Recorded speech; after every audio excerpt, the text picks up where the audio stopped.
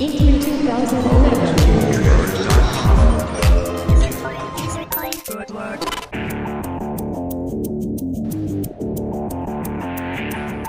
I'm Dax Skin, Marketing Game Manager at Rocksteady Studios. Batman Arkham City for us is the massive sequel to Batman Arkham Asylum.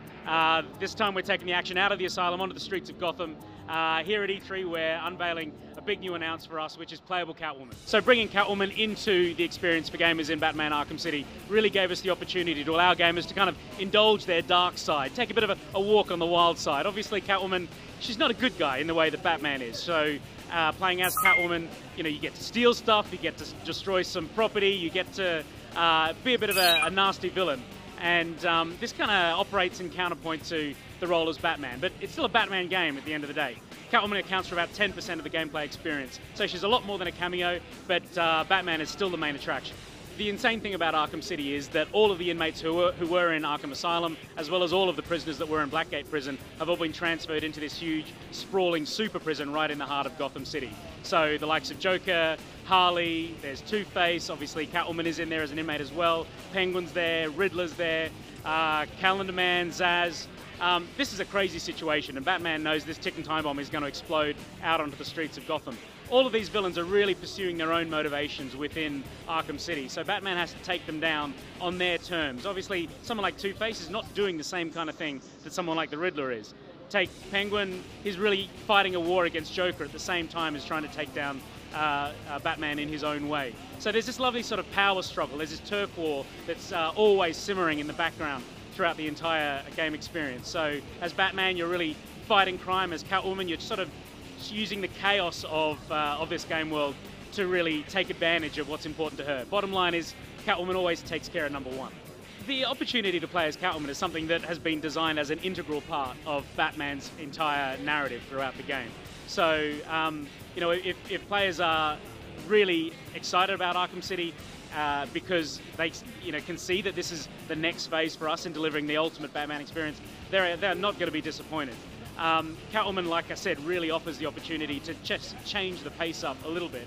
But just like Arkham Asylum, we've got this very strong core narrative path. Gamers won't have any need to feel like they're getting lost as Batman in this massive open world landscape, because we've gone to incredible lengths to make sure that it's very, very clear where you need to go if you want to follow that core narrative. But there's a lot of side missions and secrets off the side of that as well. So it's a very free-form experience if you want it to be. It's a very target experience if you want it to be as well. You know, in addition to this incredible range of villains that we've put into Arkham City, we've also really approached the design of the city as a character in its own right. You know, it's got its own personality, and there's a load of incredibly awesome kind of legendary landmarks that I think gamers will have a great kind of familiarity with. You know, something like the Monarch Theatre, which is borders onto Crime Alley, which is where it all began for Batman as a young boy. This is where his parents were killed. So players are going to be able to have the opportunity to visit those locations, and we haven't missed that opportunity to build in kind of little secrets and little intrigues that feed off of those locations to give the game world a sense of personality that really matches the personality that's coming from these amazing supervillains that Batman's battling at the same time. The combat in Arkham Asylum, I think, is something that just worked brilliantly right out of the box. So moving into the design of Arkham City, we knew that evolving the concepts that drove the combat system was an important thing.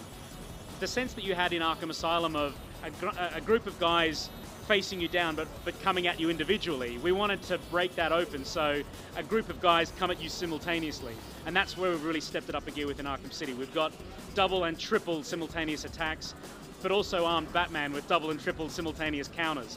So this massively expands the number of animations that Batman has, but what it means is when 2 or 3 guys come at you at the same time, with a single move you can take down all of them with a single counter or a single attack. So we're talking Batman Arkham City coming out this October on all 3 platforms, PC, Xbox 360 and PlayStation 3.